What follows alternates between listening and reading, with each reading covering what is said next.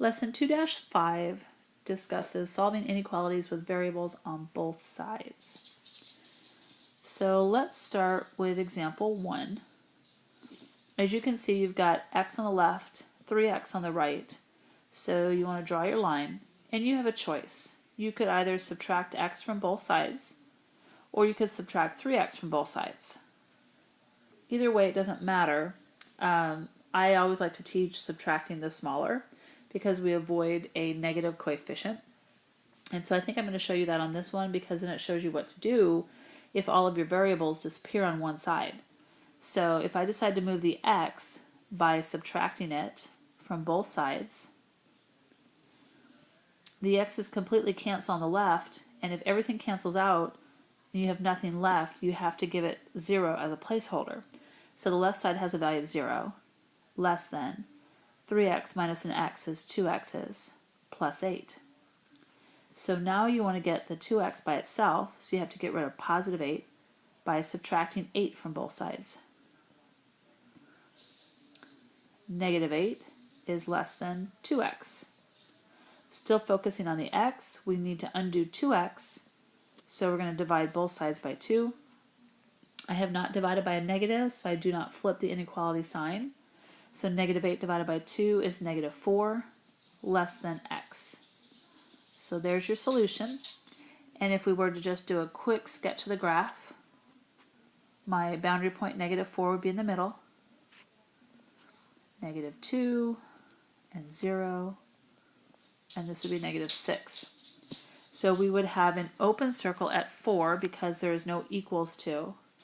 And to really determine which direction my arrow goes, I'm going to play Vanna White and switch the x and the negative 4.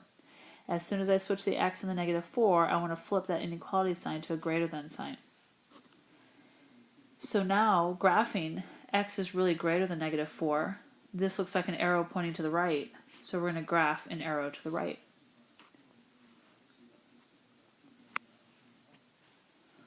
Example 2.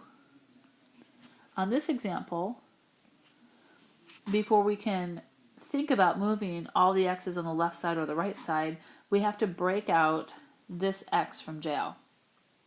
In order to do that, we've got to distribute the 6 into the parentheses. So 6 times 1 is 6. 6 times a negative x is a negative 6x less than 3x. So you have to decide, do you want to move the minus 6x or the 3x? Negatives are always smaller than positives, so I choose to move the minus 6x. So the opposite of minus 6x would be adding 6x. So your x's cancel, you're left with a 6 on the left, less than 3x plus 6x is 9x. Focusing on the variable, you need to undo 9x. That means we're going to divide both sides by 9. And 9 does not divide into 6 evenly, so you want to figure out, well, what value can I divide both of these by and divide using the same number? So they're both divisible by 3. So 6 divided by 3 is 2. 9 divided by 3 is 3, less than x. So again, if we're going to graph this, we need to play Vanna White and flip the left and right side. And when we flip the left and right side, you change that inequality into a greater than sign. So to do a quick sketch of the graph, since we have a fraction, I am going to put 2/3 in the middle, but I'm going to partition each half mark is going to be a third because my denominator is 3. So here's my hash marks.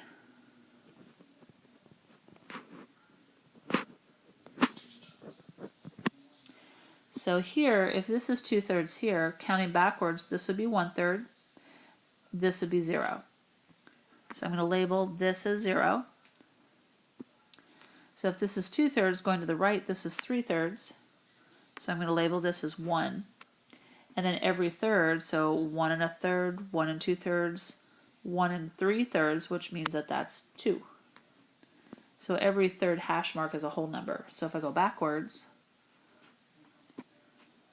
1 2 3, this becomes a negative 1 here. So at my boundary point, there's an open circle at 2/3. This looks like an arrow pointing to the right. So we're going to put an arrow to the right.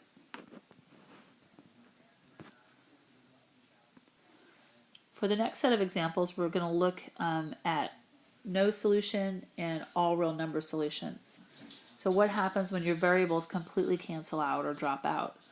So here, if we go to try to collect the x's, both of these x's are the same amount. One is not smaller than the other. So to add its opposite, which would be to subtract x from both sides, your x's cancel out completely. So then you need to write down what you have left over and evaluate that statement.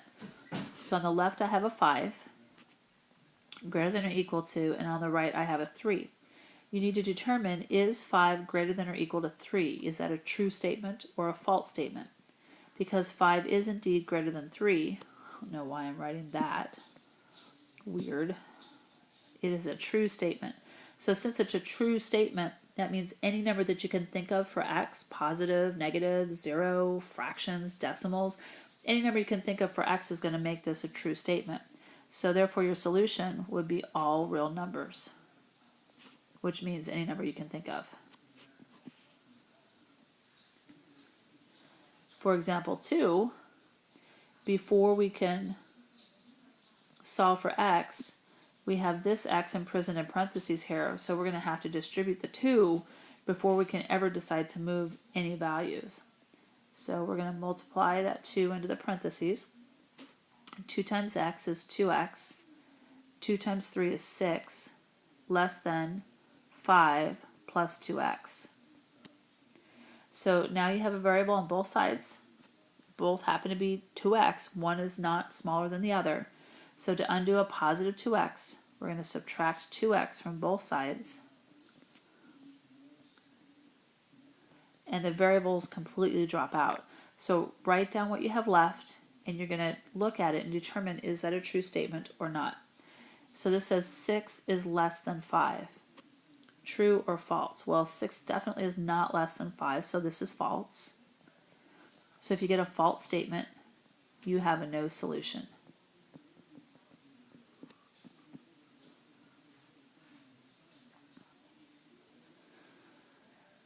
Finally, this is your turn. I'm going to give you the answers here.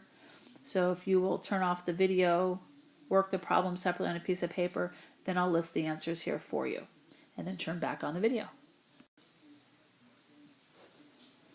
Okay, so your solution for 1 would be, well, let me get my pen instead of my little hand. So your solution for 1 would be x is less than 3. Its graph, a quick sketch, would look like this.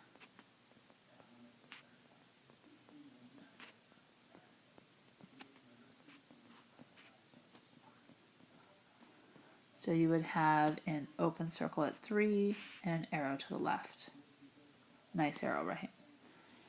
Then for number 2, your solution would be x is greater than 2. Quick sketch of the graph.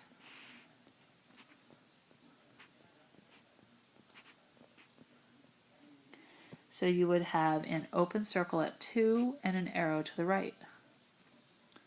Number 3, p would be greater than or equal to negative 17. So a quick sketch.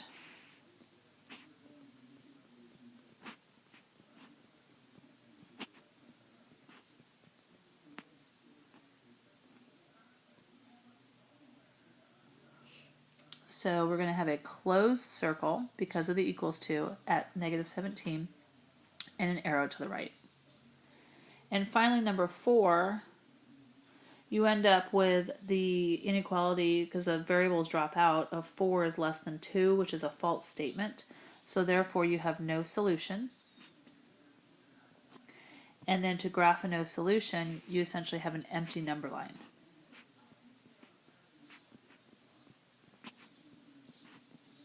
So that would be its graph.